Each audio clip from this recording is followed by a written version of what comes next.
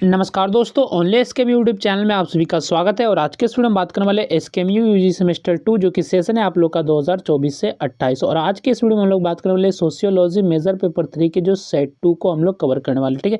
तो इसके पहले मैंने जो सेट 1 का वीडियो डाल दिया था, अगर आपने उन वीडियो को नहीं देखा है तो आप उस वीडियो को चैनल से जाके देख सकते हैं।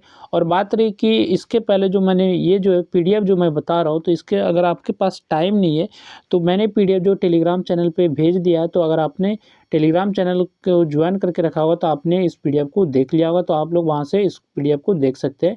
और वीडियो जिसको देखना है देखिए, नहीं देखना है तो आप जो है टेलीग्राम से जाके इसको पढ़िए, ठीक है। तो चलिए क्वेश्चन देख लेते हैं। तो सबसे पहला जो क्वेश्चन है, व्हाट इज पॉजिटिविज्म, यानी कि प्रत्यक्षवाद क्या है। तो हिंदी में हम लोग देखते हैं तो प्रत्यक्षवाद क्या है।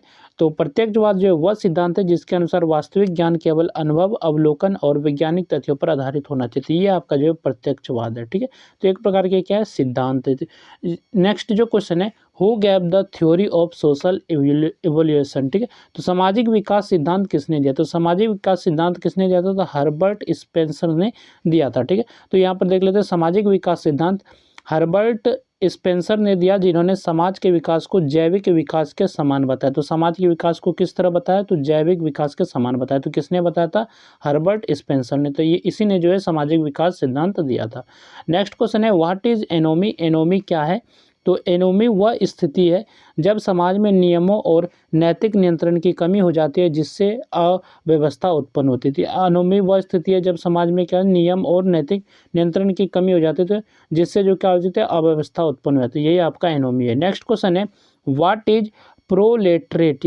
प्रोलेटरेट क्या है, यानी कि सर्वाहारी वर्ग क्या है, यानी कि सर्वाहारी ने सर्वहारा, सर्वहारा वर्ग क्या है। तो सर्वहारा वर्ग जो है वह मजदूर वर्ग है जिसके पास उत्पादन के साधन नहीं होते और जो अपनी श्रम शक्ति बेचकर जीवन यापन करता है, ठीक है।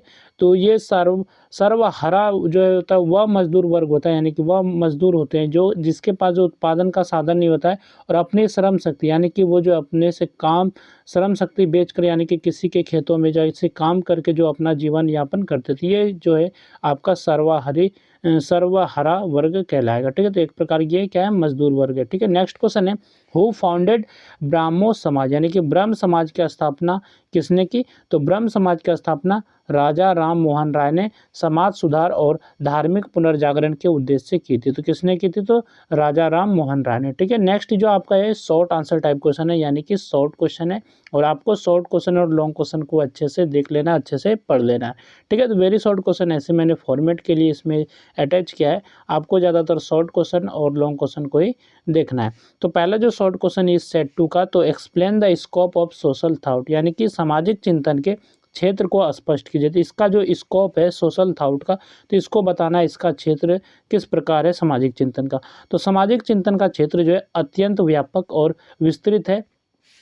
यह केवल समाज की समान जानकारी तक सीमित नहीं है, यानी कि यह जो है समाज के सामाजिक चिंतन जो है यह समाज की समान जानकारी तक ही सीमित नहीं है, बल्कि जो है सामाजिक जीवन के विभिन्न पहलुओं, यानी कि अलग अलग पहलुओं का गहराई से अध्ययन करता है, एकदम डीपली जो है अध्ययन करता है। ये चीज़ें आपका है और सामाजिक चिंतन समाज की संरचना, यानी कि स्ट्रक्चर, कार्य प्रणाली, समस्याओं और परिवर्तन की प्रक्रिया को समझने का प्रयास करता है। तो सामाजिक चिंतन ये सभी चीज़ें समझने का प्रयास करती है। और सामाजिक चिंतन का जो पहला क्षेत्र है वो है सामाजिक संस्थाओं का अध्ययन है, जिसमें कि परिवार, विवाह, धर्म, शिक्षा, अर्थव्यवस्था और राज्य जैसी संस्थाओं की उत्पत्ति, विकास और कार्यों का अध्ययन सामाजिक चिंतन के अंतर्गत किया जाता है। और इन संस्थाओं के माध्यम से समाज की व्यवस्था और स्थिरता को समझा जाता है, ठीक है। दूसरा क्षेत्र है सामाजिक संबंधों और समूहों का अध्ययन है। समाज में व्यक्ति विभिन्न समूहों का सदस्य होता है, जैसे प्राथमिक और द्वितीयक समूह। सामाजिक चिंतन इन समूहों के बीच संबंधों, सहयोग और संघर्ष का विश्लेषण करता है। तीसरा क्षेत्र है सामाजिक समस्याओं का अध्ययन करना, यानी कि अध्ययन है गरीबी, बेरोजगारी, अपराध, जाति भेद, लैंगिक असमानता और भ्रष्टाचार जैसी समस्याओं का कारण और समाधान सामाजिक चिंतन के माध्यम से समझा जाता है और यह समाज सुधार के उपाय भी प्रस्तुत करता है। सामाजिक परिवर्तन भी इसके क्षेत्र में शामिल है। समाज में होने वाले आर्थिक, राजनीतिक और सांस्कृतिक परिवर्तनों का अध्ययन सामाजिक चिंतन करता है। इसके अतिरिक्त यह सामाजिक मूल्यों, मानदंडों और परंपराओं का भी विश्लेषण करता है। इस प्रकार सामाजिक चिंतन का क्षेत्र समाज के प्रत्यक्ष प्रत्येक पक्ष को समाहित करता है और मानव जीवन को समझने का व्यापक दृष्टिकोण प्रदान करता है। नेक्स्ट आपका शॉर्ट क्वेश्चन है, describe social evolution according to Herbert Spencer, यानी कि हर्बर्ट स्पेंसर के अनुसार सामाजिक विकास का वर्णन कीजिए। तो सामाजिक विकास का वर्णन करना है तो किसके अनुसार, तो हर्बर्ट स्पेंसर के द्वारा। हर्बर्ट स्पेंसर ने सामाजिक विकास का सिद्धांत प्रस्तुत करते हुए समाज की तुलना एक जीवित शरीर से की, यानी कि समाज का जो सोसाइटी, यानी कि इसको जो तुलना किससे किया है, तो एक जीवित शरीर से। किन्होंने, तो हर्बर्ट स्पेंसर ने। और उनके अनुसार जैसे जीव सरल अवस्था से जटिल अवस्था की ओर और विकसित होता है, वैसे ही समाज भी क्रमशः विकसित होता है। ठीक है, जैसे कि जीव जो होते हैं वो सरल अवस्था से जटिल अवस्था, यानी कि धीरे धीरे ये जो जिस तरह विकसित होते हैं उसी तरह समाज भी धीरे धीरे क्रमशः विकसित होता है। स्पेंसर ने विकास को एक प्राकृतिक और निरंतर चलने वाली प्रक्रिया माना है। तो विकास को कैसा माना है, तो प्राकृतिक और निरंतर चलने वाली प्रक्रिया माना है। स्पेंसर के अनुसार सामाजिक विकास का मुख्य सिद्धांत सरल से जटिल और समान से असमान की ओर बढ़ना है। प्रारंभिक समाज छोटे, सरल और कम विभाजित थे, उनमें कार्यों का विभाजन कम था और लोग लगभग समान कार्य करते थे। जैसे जैसे समाज का आकार बढ़ा, जनसंख्या में वृद्धि हुई और आवश्यकताएं बढ़ी, वैसे वैसे कार्यों का विभाजन भी बढ़ता गया। इससे समाज अधिक संगठित और जटिल बनता गया। स्पेंसर ने कहा कि सामाजिक विकास में विभेदन और एकीकरण की प्रक्रिया होती है। विभेदन का अर्थ है विभिन्न भागों का अलग अलग कार्यों में विशेषज्ञ बनना, जबकि एकीकरण का अर्थ है इन भागों का मिलकर समाज की एकता बनाए रखना।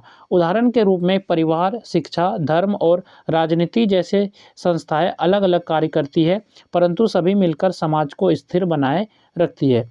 स्पेंसर ने योग्यतम की उत्तरजीविता का विचार भी प्रस्तुत किया। उनका मानना था कि समाज में वही व्यक्ति या समूह टिक पाता है जो परिस्थितियों के अनुकूल होता है। सामाजिक विकास एक प्राकृतिक चयन की प्रक्रिया की तरह कार्य करता है। इस प्रकार स्पेंसर के अनुसार सामाजिक विकास एक क्रमिक, प्राकृतिक और सतत प्रक्रिया है जिसमें समाज सरल संरचना से जटिल संरचना की ओर अग्रसर होता है। इसके बाद नेक्स्ट जो आपका है सेक्शन है ग्रुप बी, और ग्रुप बी में आपके जो है लॉन्ग क्वेश्चन ही पूछे जाते हैं, जो कि टोटल आपको जो है 4 क्वेश्चन बनाना होता है। तो यहाँ सबसे पहले ग्रुप बी में जो बात करेंगे उसके पहले बात कर लेते हैं इस पीडीएफ को डाउनलोड करने के लिए। तो ये पीडीएफ जो है हमारे टेलीग्राम चैनल पर मिल जाएगा, और टेलीग्राम चैनल का नाम है ओनली एसकेएमयू, तो वहाँ से इसको डाउनलोड कर सकते हैं, या फिर इसी वीडियो के डिस्क्रिप्शन में आपको पीडीएफ का लिंक मिलेगा, तो आप उस लिंक पर क्लिक करेंगे तो इसी पीडीएफ पे रिडायरेक्ट हो जाएंगे और वहाँ से इसको डाउनलोड करके इसको पढ़ सकते हैं। ठीक है, तो लॉन्ग जो क्वेश्चन है, पहला जो लॉन्ग क्वेश्चन इस सेट का, explain the law of 3 stages propounded bye Auguste Comte, यानी कि अगस्त कॉम्ट द्वारा प्रतिपादित 3 अवस्थाओं के नियम की व्याख्या कीजिए। तो अगस्त कॉम्ट के द्वारा जो 3 अवस्थाओं के नियम दिया गया था, इसको आपको व्याख्या करना है, इसको विस्तार से आपको समझाना है। तो यह आपका जो आंसर इसमें है, तो मैं सिर्फ क्वेश्चन आपको समझा देता हूँ। ठीक है, तो आप लोग आंसर उसको अच्छे से पढ़ लीजिएगा।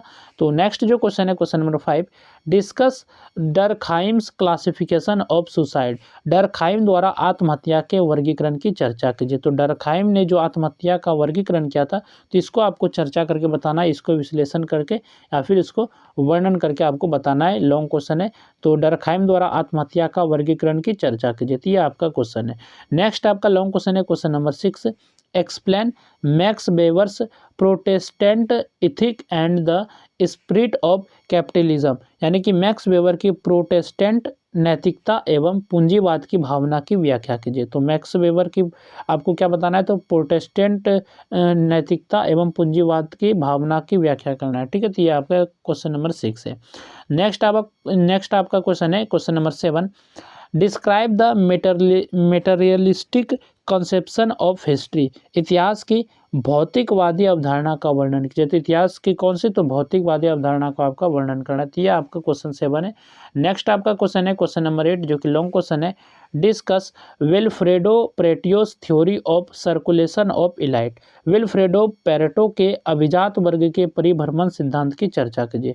तो अभिजात वर्ग के परिभ्रमण का सिद्धांत का चर्चा करना है, जो कि विल्फ्रेडो पेरेटो ने दिया था। तो ठीक है, तो ये आपका क्वेश्चन है, क्वेश्चन नंबर 8। और नेक्स्ट जो क्वेश्चन है, क्वेश्चन नंबर 9, और जो ये लास्ट क्वेश्चन है, ये सेट 2 का, एक्सप्लेन स्वामी विवेकानंद से सोशल थिंकिंग, यानी कि स्वामी विवेकानंद के सामाजिक चिंतन को स्पष्ट कीजिए। तो ये आपका क्वेश्चन नंबर 9 और ये सेट 2 का जो है लास्ट क्वेश्चन है।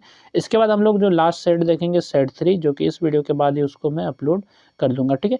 तो चलिए फिर मिलते हैं नेक्स्ट वीडियो में। इस वीडियो में बस इतना है। तो ये सेट 1 2 का वीडियो था, इसके पहले सेट 1 और डाल दिया था वीडियो, और ये सेट 2, तो ये टोटल आपके पास 2 वीडियो हो गए। इसके बाद जो मैं सेट 3 का भी वीडियो बना के अपलोड कर देता हूँ, ठीक है। तो चलिए फिर मिलते हैं नेक्स्ट वीडियो में।